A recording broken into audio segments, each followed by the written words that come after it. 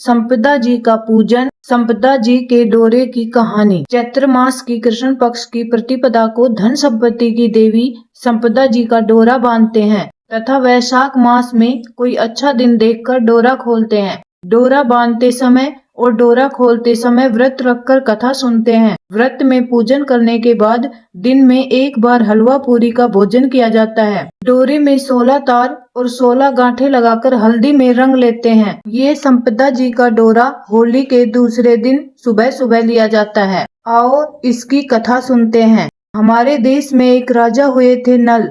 उनकी पत्नी का नाम था दमयंती। एक बार चैत्र मास की प्रतिपदा को बुढ़िया रानी दमयंती के पास आई। उसने अपने गले में पीला गांठ लगा डोरा बांध रखा था। रानी ने उससे डोरी के बारे में पूछा तो वह बोली, यह संपदा का डोरा है। इसके पहनने से घर में सुख संपत्ति की वृद्धि होती है। रानी ने भी उससे एक डोरा लेकर अपने गले में बांध लिया।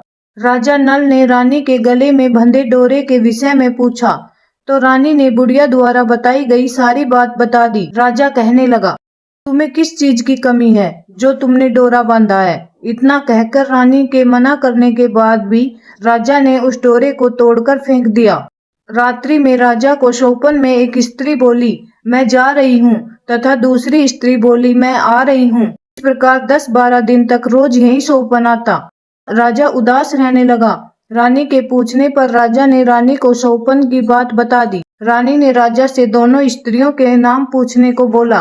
राजा द्वारा उनसे पूछने पर पहली स्त्री बोली, मैं लक्ष्मी हूँ, और दूसरी स्त्री ने अपना नाम दरिद्रता बताया। दूसरे दिन राजा ने देखा कि उसका सब धन समाप्त हो गया। वे इतने निर्धन हो गए कि उनके पास खाने तक कुछ न रहा। दुखी मन से राजा रानी जंगल में कंदमूल खाकर अपने दिन बिताने लगे। राह में उनके 5 वर्ष के बेटे को भूख लगी तो रानी ने राजा से मालिन के यहाँ छाछ मांग कर लाने को कहा तो मालिन ने कहा, छाछ समाप्त हो गई है। आगे चलने पर एक सर्प ने कुंवर को डस लिया जिससे उसकी मौत हो गई। आगे चलकर राजा 2 तीतर मार लाया। रानी ने तीतर भुने तो तीतर उड़ गए। राजा स्नान कर धोती सुखा रहा था तो धोती को हवा उड़ा ले गई। तब रानी ने अपनी धोती फाड़कर राजा को दी। वे भूखे प्यासे आगे बढ़े तो मार्ग में राजा के मित्र का घर पड़ा। मित्र ने दोनों को एक कमरे में ठहराया। वहाँ लोहे के औजार रखे थे। वे धरती में समा गए। चोरी का दोष लगने के भय से वे रात में ही वहाँ से भागे। आगे चलकर राजा की बहन का घर पड़ा। राजा की बहन ने उन्हें पुराने महल में ठहराया। सोने के थाल में उन्हें खाना भेजा तो थाल मिट्टी में बदल गया। राजा बड़ा लज्जित हुआ। थाल को वहीं जमीन में गाड़कर भाग निकले। आगे चलने पर एक साहूकार का घर आया।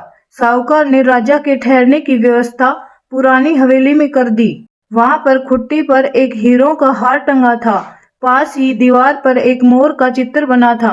वह मोर हार को निगलने लगा। यह देखकर वे वहाँ से भी चोरी के डर से भागे।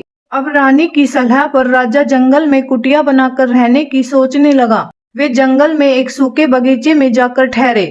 वह बगीचा हरा भरा हो गया। बाग का स्वामी यह देखकर बड़ा प्रसन्न हुआ। स्वामी ने उनसे पूछा, तुम दोनों कौन हो? राजा बोला, हम यात्री हैं, मजदूरी की खोज में आए हैं। स्वामी ने उन्हें अपने यहाँ नौकर रख लिया।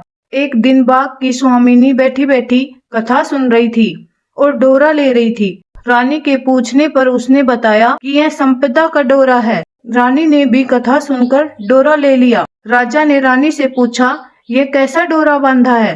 रानी बोली, यह वही डोरा है जिसे आपने एक बार तोड़कर फेंक दिया था और हमें इतनी विपत्तियां झेलनी पड़ रही हैं। संपदा देवी हम पर नाराज है। रानी बोली, यदि संपदा माता सच्ची है तो हमारे दिन फिर से लौट आएंगे। उसी रात राजा को स्वप्न आया। एक स्त्री कह रही है, मैं जा रही हूँ। दूसरी स्त्री बोली, मैं आ रही हूँ। राजा के पूछने पर पहली स्त्री ने अपना नाम दरिद्रता बताया और दूसरी स्त्री ने अपना नाम लक्ष्मी बताया। राजा ने लक्ष्मी से पूछा, अब तो नहीं जाओगी? लक्ष्मी बोली, यदि तुम्हारी पत्नी संपदा का डोरा लेकर कथा सुनती रहेगी तो मैं नहीं जाऊंगी। यदि तुम डोरा तोड़कर फेंक दोगे तो मैं चली जाऊंगी। बाग की मालकिन किसी रानी को हार देने जाती थी। उस हार को दमयंती बनाती थी। रानी को वह हार बहुत पसंद आया। रानी के पूछने पर मालकिन ने बताया कि हमारे यहाँ एक दंपत्ति नौकरी करते हैं, उसने ही ये हार बनाया है। रानी ने बाग की मालकिन से दोनों के नाम पूछने को कहा। घर आकर उसने दोनों के नाम पूछे तो उसे पता चला कि वे नल दमयंती हैं। बाग का मालिक उनसे क्षमा मांगने लगा तो राजा नल ने उससे कहा कि हमारे दिन खराब चल रहे थे, इसमें तुम्हारा कोई दोष नहीं है। अब दोनों अपने राजमहल की तरफ चले। रास्ते में साहूकार का घर आया, वह साहूकार के यहाँ ठहरे। वहाँ साहूकार ने देखा दीवार पर बना मोर नौलखा हार उगल रहा है। साहूकार ने राजा के पैर पकड़ लिए। आगे चलने पर बहन के घर पहुंचा। राजा बहन के पुराने महल में ही ठहरा। राजा ने वह जगह खोदी तो हीरो से जड़ित थाल निकल आया। राजा ने बहन को बहुत सा धन भेंट स्वरूप दिया। राजा आगे चलकर मित्र के घर पहुंचकर उसी कमरे में ठहरा। वहाँ मित्र के लोहे के औजार मिल गए। आगे चलने पर उसकी धोती एक वृक्ष पर मिल गई। नहा धोकर आगे बढ़ने पर राजकुमार जिसको सरफ ने डस लिया था वह खेलता हुआ मिल गया। महलों में पहुंचने पर रानी की सखियां मंगल गान गाकर उनका स्वागत किया। यह सब संपदा जी का डोरा बांधने का ही फल था, जो उनके बुरे दिन अच्छे दिनों में बदल गए। जो स्त्रियां होली के दूसरे दिन संपदा का डोरा लेती हैं, उनके घर सुख समृद्धि धन वैभव की कमी कभी नहीं रहती। जय हो संपदा माता की।